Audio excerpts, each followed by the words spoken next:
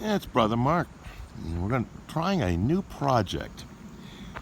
One that in the past has been pretty well received, much to my surprise. But we're going to go ahead and and give it a try and see what happens.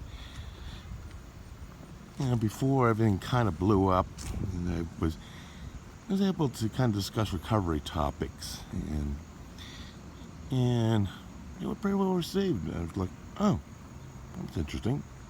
Okay. I know that any of us dealing with learning disabilities, and including the term butterflies, sometimes there's a lot of social issues and a lot of messy stuff that kind of comes in. And some of us have to kind of cope to bad stuff. I know many people with LDs are prone to addictions of various types. But I have in the past kind of tossed out ideas and discussions, primarily for butterflies just kind of play with and discuss among yourselves. I'm going to go with this. I'm going to go with the slogan, though: take what you like, leave the rest. And it doesn't appeal to you, and you change channel, and that's fine. Or, I don't necessarily agree with you, Mark, but yeah, I kind of like what you said. That's a possibility. But I'm going to try out topics. I may look at boundaries. I may look at control. I may look at the idea of what happened with rage, acceptance, powerlessness. Certainly, I've had a lot of late night chats, and there's definitely an element of powerlessness to Turner syndrome. There's lots of great victories, but then there's certainly nights where I think one of my favorite story that really kind of describes the condition, and I think the butterfly had a really great sense of humor, and must have been in a 12-step program, because one night my phone barked and with a text message, and it said, "Hi, my name's Brenda. I'm a butterfly, and I can't turn my brain off." I had to laugh at that when I know she's being satirical, and I had to admit I kind of got a nice chuckle out of it. But yeah, and we chatted. So there's gonna be a lot of ideas I'm gonna try. I'm really been inspired by Life of Amy, Turner syndrome, and I love Amy Jo Chlarek and just the work that she does. And Brooke Gonsalves it's just been an inspiration and a half. I think the world of her, and even though we don't see eye to eye these days, I still have the deepest respect for Caitlin Hargis and her Caitlin Turner syndrome series 2. Hopefully someday we'll be able to settle our differences, but yeah, such is life in the big city. So tonight, as I'm just going ahead and taking a walk and just enjoying the nice weather, I'd like to go ahead and talk about accepting life on life's terms. And that can sometimes be an amazingly, excruciatingly hard pill to swallow. Especially when, the one thing that I deal with on my Facebook page, epileptics, I've dated one, and things don't work right. And the system doesn't work right. And the medical system doesn't work right. And on and on and on and on it goes. And the same thing can be said about Turner syndrome. I've heard the complaints and the how are you tonight? Hey, there you go. Well, you say hi. Anyway, nice little distraction there. But getting back, there are just times that things just don't work. And I could get into resentment, I could get into blame, or I could sit there and isolate and brood and self-pity and go, oh, woe is me. That can get really addicting and really overpowering. My career life isn't at its fullest. I found some career niches and I'm very, very happy with. I enjoy what I do, but there were certainly times in my life where I was going through massive unemployment, and I couldn't beat myself up. And as a matter of fact, there was one day. I think there's 2 life lessons that I might share tonight. Things where I've learned things the hard way, and it's hard sometimes to when I beat myself up. It's hard to get out of it. And that's why I have to call somebody just to kind of break that stranglehold. One time I went into my favorite 12-step meeting and I was unemployed. I was eating in soup kitchens, couldn't work my program, this, that, and the other. And finally my sponsor at the time said, okay, Mark, I know what's wrong with you. The group knows what's wrong with you. Now, what's right with you?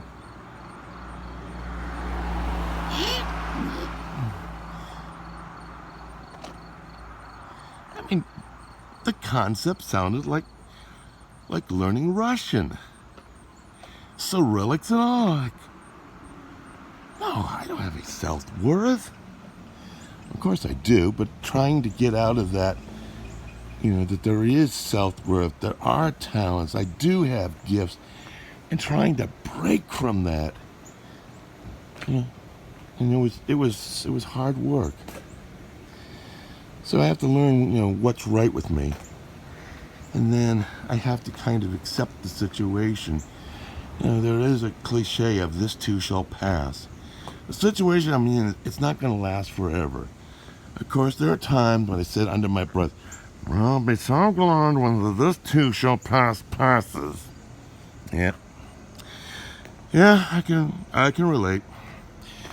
And, I can relate to those times when I get a text message from a butterfly just ready to bang the wall in frustration and just pull her hair out. Why? And the only thing I can do is, I'm powerless over the current situation. What can I do? Living life on life's terms, it's hard.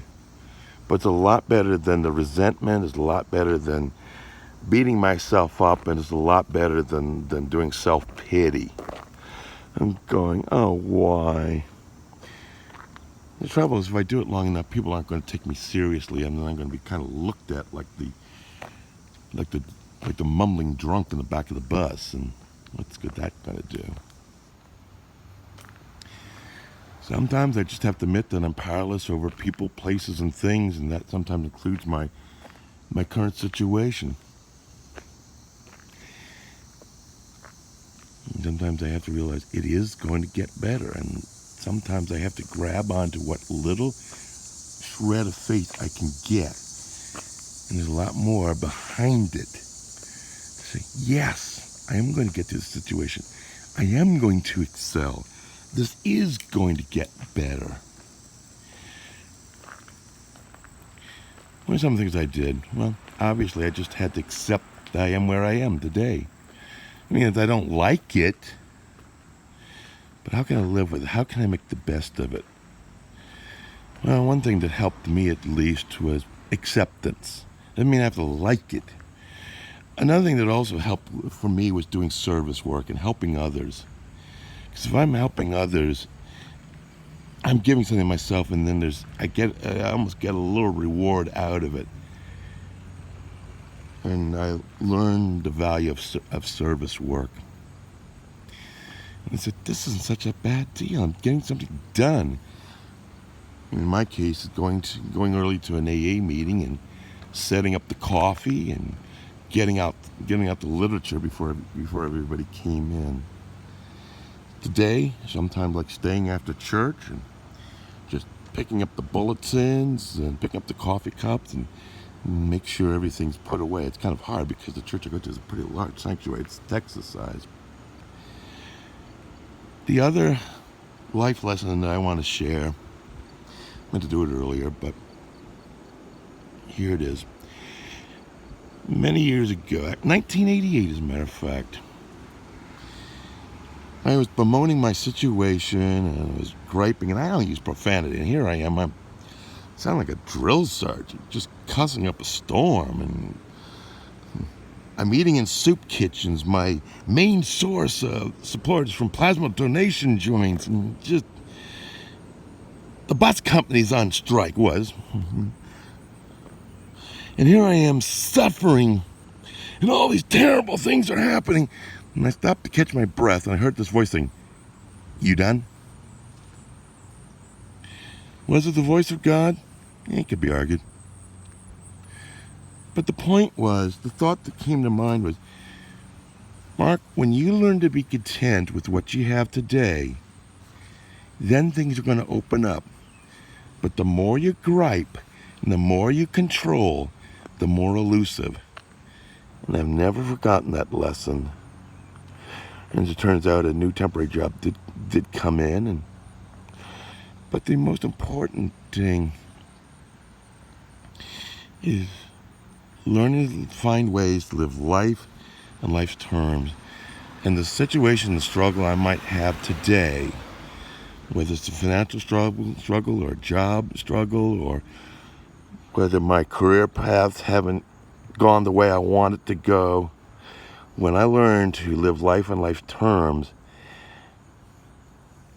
and do what I can, and for many of us, we do have a higher power. And higher powers in the recovery community are self-defined. But for me, that it does say that they that wait upon the Lord shall renew their strength. They shall run and not grow weary. They shall walk and not grow faint. Teach me, Lord, to wait. This too shall pass. And there's always room in God's kingdom for a butterfly to be of help to her fellow butterfly, to those in the community. And there are chances to excel, and I have seen some victories that just, I love it. And I've seen some struggles. I've seen the thrill of victory, I've seen the agony of defeat, and all points in between. But living life on life's terms, it's hard work. But if one works at it, the rewards, priceless. Those are my thoughts. As always, take what you want, leave the rest. Feel free to comment on my Facebook page, and if you have any questions, feel free to chime in. And I hope this little bit helps, and might make your world just a little better.